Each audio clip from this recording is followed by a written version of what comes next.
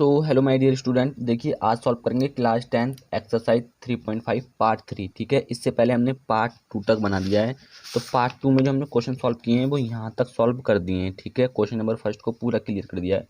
यदि आपने नहीं देखा है पार्ट 1 और पार्ट 2 तो उसका लिंक आपको डिस्क्रिप्शन में मिल जाएगा। और क्लास 10 के चैप्टर 1 से चैप्टर 15 तक का लिंक भी आपको डिस्क्रिप्शन में मिल जाएगा। मैथ का क्लास 10 पूरे सिलेबस की वीडियो देखें, इस प्रकार होगा। इस वीडियो में सॉल्व करेंगे हम क्वेश्चन नंबर 2 से। तो ए और बी के किन मानों के लिए निम्न रैखिक समीकरण युग्म के अपरिमित रूप से अनेक हल होंगे। तो फाइनली हमें अपरिमित रूप से अनेक हल होने के लिए कुछ कंडीशन लिखाई थी जो आपको पार्ट 1 और पार्ट 2 में मिल जाएंगी, तो उन्हें देख लीजिएगा। वैसे यहाँ भी बताएंगे हम। और ए और बी की वैल्यू हमें फाइंड करनी है, यानी ए और बी की वैल्यू हमें निकालनी है। तो दोनों समीकरण ये दी हुई हैं, इनको हम लिख लेते हैं पहले कॉपी पे। तो देखिए समीकरण एक ही समीकरण 2 है। पार्ट 1 पार्ट 2 देख लीजिएगा, कैसे वैल्यू निकालने समझ में आ जाएगा। तो इससे A1 की वैल्यू मिल जाएगी हमें 2। ठीक है, ये A1 की होगी, ये B1 की, ये C1 की। ठीक है, ये इसी प्रकार ये A2 B2 और ये C2 की। तो A1 और B1 की वैल्यू कितनी आ जाएगी हमारी 3, और इसी प्रकार C1 की निकालेंगे तो कितनी आएगी 7। ठीक है, यहाँ से अगर A2 की वैल्यू आप निकालेंगे तो कितनी आएगी A माइनस बी। इसी प्रकार B1 की वैल्यू निकालेंगे कितनी आएगी ये वाली A प्लस बी। और इसी प्रकार अगर आप C1 की वैल्यू निकालेंगे कितनी आएगी ये जो लिखी हुई है 3A प्लस बी माइनस 2। ठीक है, अपरिमित रूप से अनेक हल होने के लिए क्या कंडीशन है, अपरिमित रूप से अनेक हल जब होंगे तो क्या होगा A1 upon A2 is equal to B1 upon B2 is equal to C1 upon C2 आपस में बराबर होंगे। ठीक है, तो A1 की वैल्यू कितनी है 2 है, तो 2 पुट कर लेते हैं। अपॉन A2 की वैल्यू कितनी है A माइनस बी है, तो A माइनस बी पुट कर लेते हैं। B1 की वैल्यू कितनी है 3 है, तो 3 पुट कर लेते हैं। B2 की वैल्यू कितनी है A प्लस बी है, ये देख लीजिएगा, तो A प्लस बी पुट कर लेते हैं। इसी प्रकार C1 की वैल्यू कितनी है 7 है, तो 7 पुट कर लेते हैं। अपॉन C3 की वैल्यू कितनी है ये है, तो ये पुट कर लेते हैं 3A प्लस बी माइनस 2। ठीक है, सॉरी माफ़ी चाहते हैं, दिख नहीं रहा था। देखिए A1 A2 की हमने वैल्यू कुल मिला के फाइंड कर ली है, देख लीजिएगा। ठीक है, अब हमें निकालनी थी A और B की वैल्यू। ठीक है, अपरिमित रूप से ये आपस में तीनों बराबर हैं। ठीक है, तो हमें निकालनी थी A और B की वैल्यू। तो एक बार इन दोनों को आपस में बराबर रख लेते हैं। ठीक है, तो ये रहेगा देखिए यहाँ पे 2A minus B is equal to 3A plus B. ठीक है, अब इसका आपको क्या करना पड़ेगा, इसका आप कर दीजिए क्रॉस मल्टीप्लाई। ठीक है, क्रॉस मल्टीप्लाई कैसे करते हैं ये आपको पता होगा। तो क्रॉस मल्टीप्लाई इसकी गुणा यहाँ होगी, तो ये रहेगा। थोड़ा सा नीचे कर लेते हैं हम पहले मोबाइल।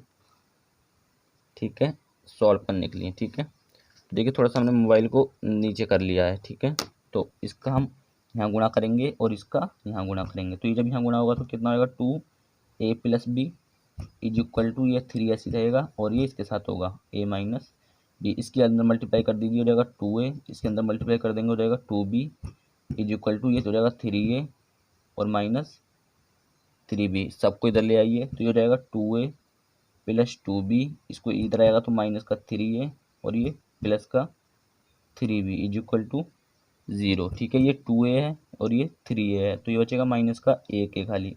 ये 2B है, ये प्लस का 3B है, तो ये बचेगा प्लस का 5B इज इक्वल टू 0। इसको मान लेते हैं समीकरण 1। ठीक है, 2 मान लीजिए, आप पहली वाली तो मान चुके हैं। अब क्या करना है, एक बार देखिए इसी को इसके बराबर पुट कर लेते हैं। तो ये हो जाएगा हमारे पास कितना 2A minus B is equal to 7 upon 3A plus B minus 2। फिर से वही कर दीजिए, क्रॉस मल्टीप्लाई कर देते हैं इसकी, तो ये इधर गुणा हो जाएगा, तो ये हो जाएगा 3A प्लस बी माइनस 2।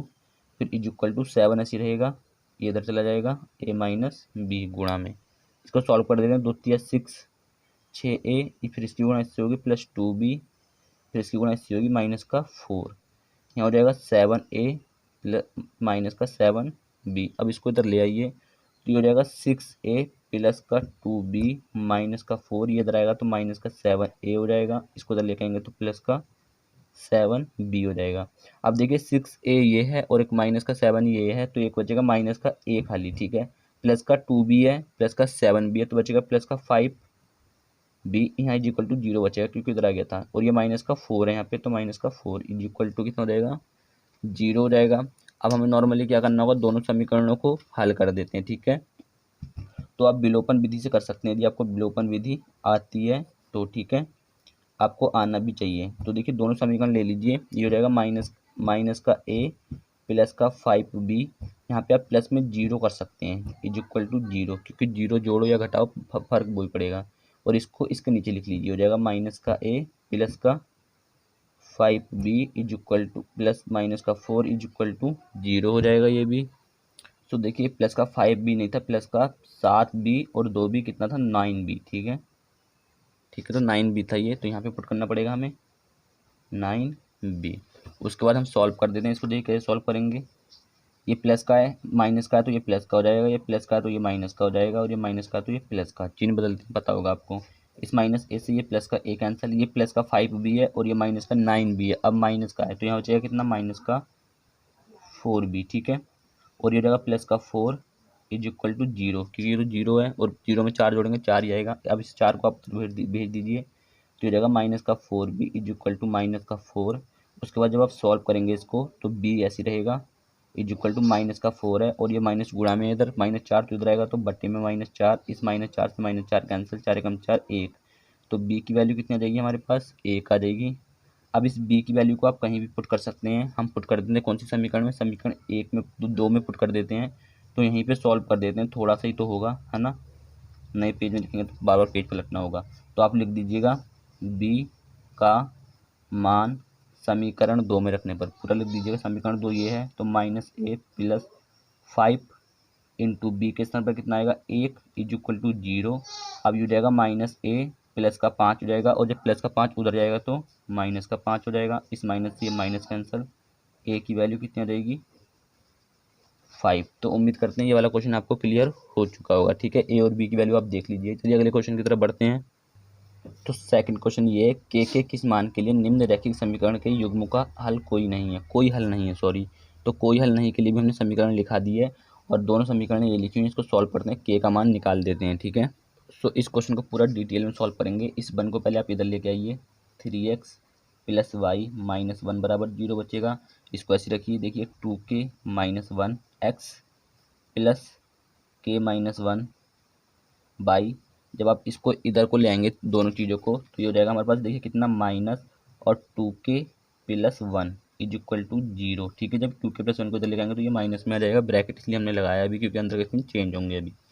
तो अब यहाँ पे तुलना कीजिए, a1x plus b1y plus c1 is equal to zero, यहाँ लिखिएगा आप तुलना करने पर, पूरा लिख लीजिएगा। तो देखिए x की तुलना x से होगी तो a1 की वैल्यू कितनी होगी 3, ठीक है, तुलना करेंगे तो आप, ठीक है, और b1 की वैल्यू यहाँ पे गुणा में 1 होगा, तो b1 की वैल्यू कितनी होगी b1 1, और c1 की वैल्यू कितनी होगी -1, ठीक है, यहाँ से सीधी वैल्यू मिल जाएगी।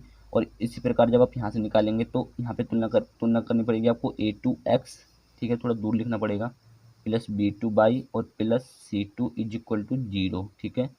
तुलना करने पर तो यहाँ से x की तुलना x से a2 की वैल्यू कितनी होगी 2k माइनस 1, इसी प्रकार बाई की तुलना बाई से तो b2 की वैल्यू कितनी होगी k माइनस 1, ठीक है। आप नॉर्मली तुलना नहीं भी करेंगे, सीधे वैल्यू निकालेंगे तब भी चल जाएगा, शॉर्ट में करेंगे थोड़ा तो c2 इक्वल टू कितना होएगा -2k प्लस 1, ठीक है।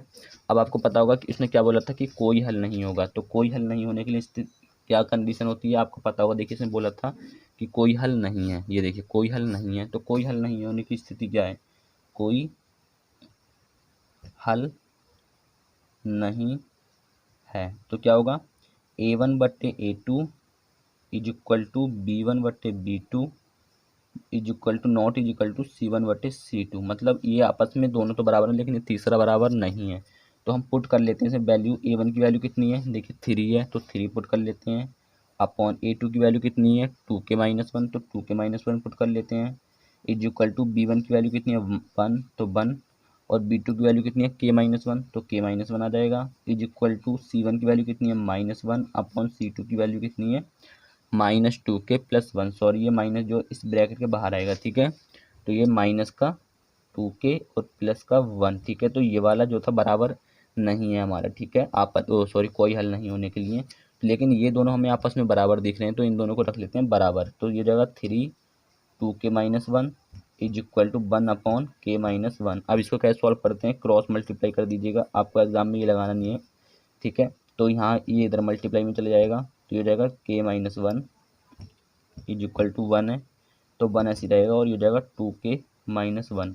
अब देखिए इसके अंदर गुणा कर दीजिए, हो जाएगा 3k-3 इज इक्वल टू 1 के साथ गुणा करेंगे इसकी, तो यही आ जाएगा, यानी कि 2k-1। क्लियर है। अब आप सबको इधर ले आइए, तो देखिए ये 2k इधर आएगा तो हो जाएगा 3k-3, ये इधर आएगा तो माइनस का 2k हो जाएगा, और -1 इधर आएगा तो प्लस का 1 इज इक्वल टू 0।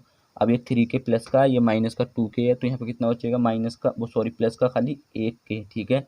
प्लस का 1 है, माइनस का 3 है, तो माइनस का 2 बचेगा इज इक्वल टू 0। अब यहाँ से k की वैल्यू जब आप निकालेंगे तो आ जाएगा k की वैल्यू 2, ठीक है। तो यही हमें निकालना था, ठीक है। तो उम्मीद करते हैं ये भी दोनों क्वेश्चन आपको क्लियर हो चुके होंगे। इसके आगे क्वेश्चन हम आपको बताएंगे पार्ट 4 में। सो उम्मीद करते हैं गाइस वीडियो आपको पसंद आएगा। वीडियो पसंद आए तो वीडियो को एक लाइक कर दीजिएगा, और चैनल पे पहली बार आए तो सब्सक्राइब कर लीजिएगा। कोई भी टॉपिक हो तो आप हमें कमेंट बॉक्स में बता सकते हैं, चाहे मैथ से साइंस से रिलेटेड हो। और मैथ के पूरे सिलेबस के वीडियो देखना चाहते हैं तो उसका लिंक आपको डिस्क्रिप्शन में मिल जाएगा। चलिए मिलते हैं नेक्स्ट वीडियो में, तब तक जय हिंद, वंदे मातरम।